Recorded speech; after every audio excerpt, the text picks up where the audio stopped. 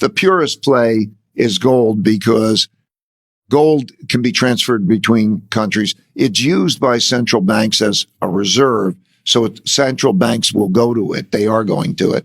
Right. They'll hold it. It can be private. Right. More so than crypto. Crypto is very easily taxed.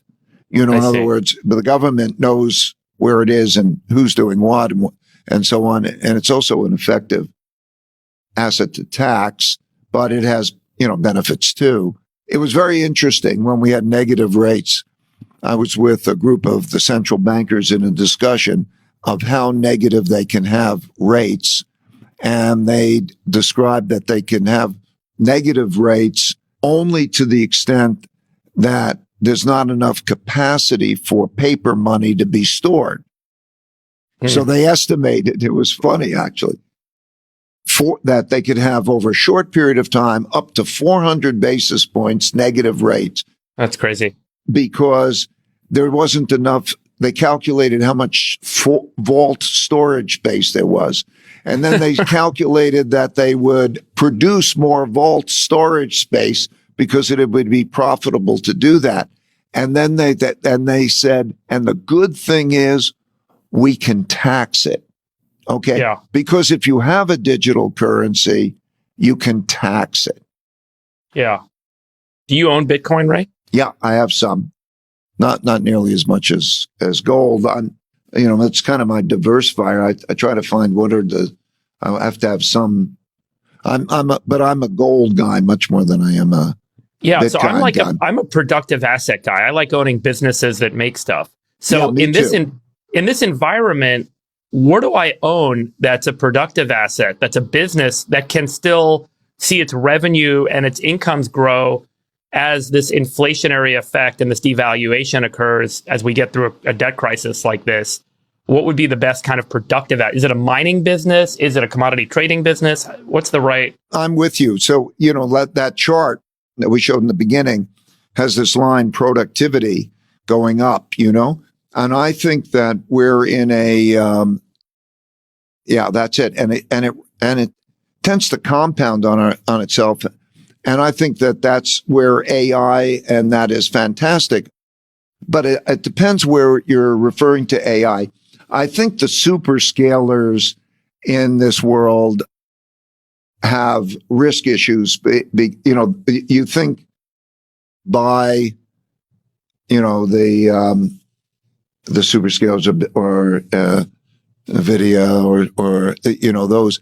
I think that the tech war, certainly productivity, I'm with you, man, but you want to invest in productivity. But there's disruption, great disruption that's going to take place.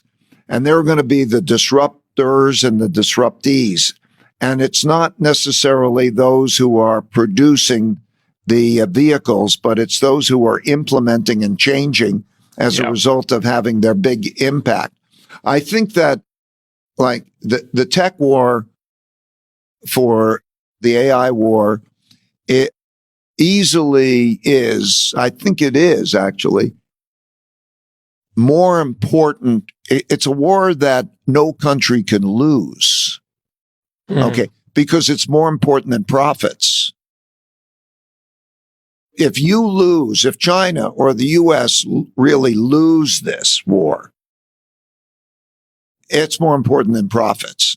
And so you have to play that war that way. And it could be like electric vehicles or more in terms of Chinese electric vehicles and the like, you can produce them.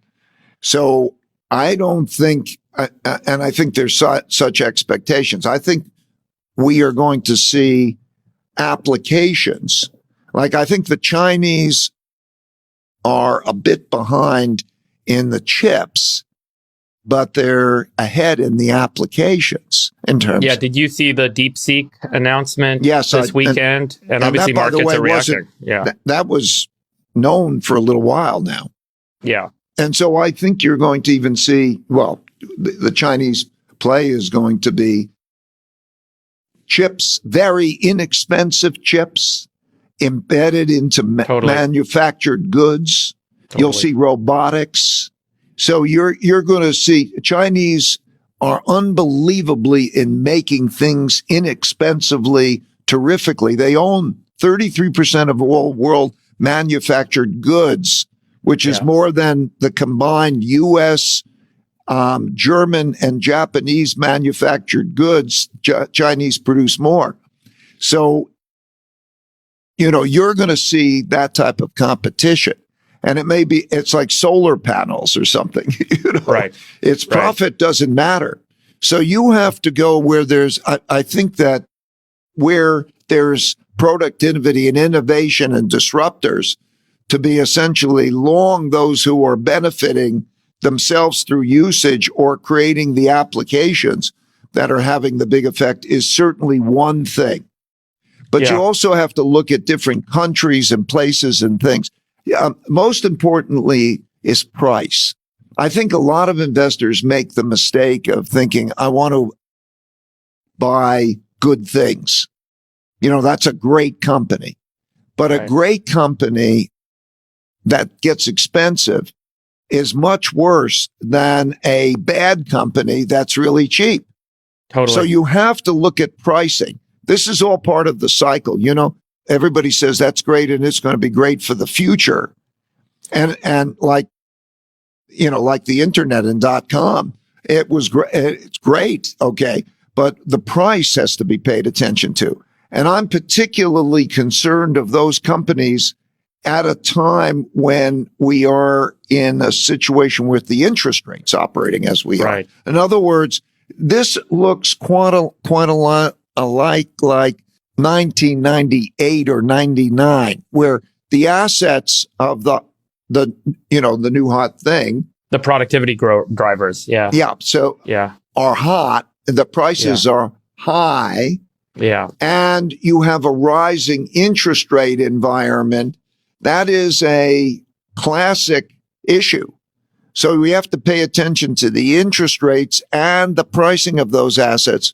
And you have to think, where is next? The other thing is, I think diversification is very, very important, because everybody's leveraged long.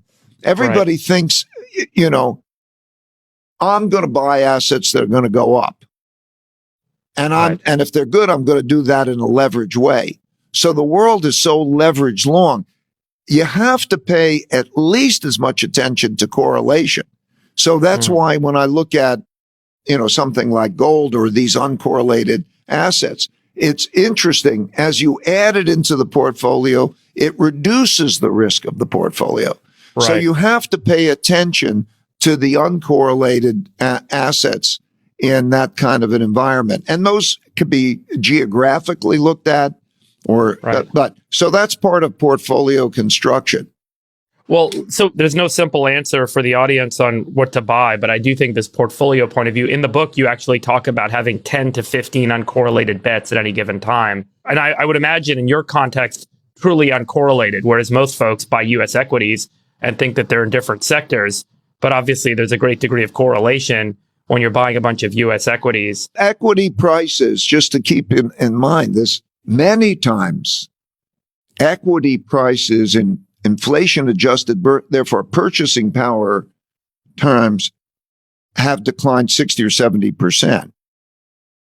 Yeah, that's incredible. That's an incredible fact for folks to take in. So when you adjust for the value of your dollar, equity prices have really taken a hit, even though the market's gone up. And I hear this a lot. Everyone, and from 1966 until 1984, you had a negative real return. I think this is super important, Ray. I just want to double click on this and then we'll talk about the US. But a lot of folks talk about markets going up without taking into account what is the denomination that those markets are measured in this case, US dollars. And when you look at the value of your US dollar and you look at the market going up, even if you bought equities, what you can now turn that dollar into has actually not gotten much stronger. Folks have really taken a hit. And I think this is super important. Yeah, so I'm glad you're bringing it up. I think it's super important too. And I just want to emphasize, you have to look at your returns in real dollars. What can you buy? Okay. Or what can you get? What can you buy? Yeah. It's funny because I watch the value go up and down, even the currency go up and down. And it's a distorted perspective. It's like being on a boat that's going up and down and judging the land to be volatile.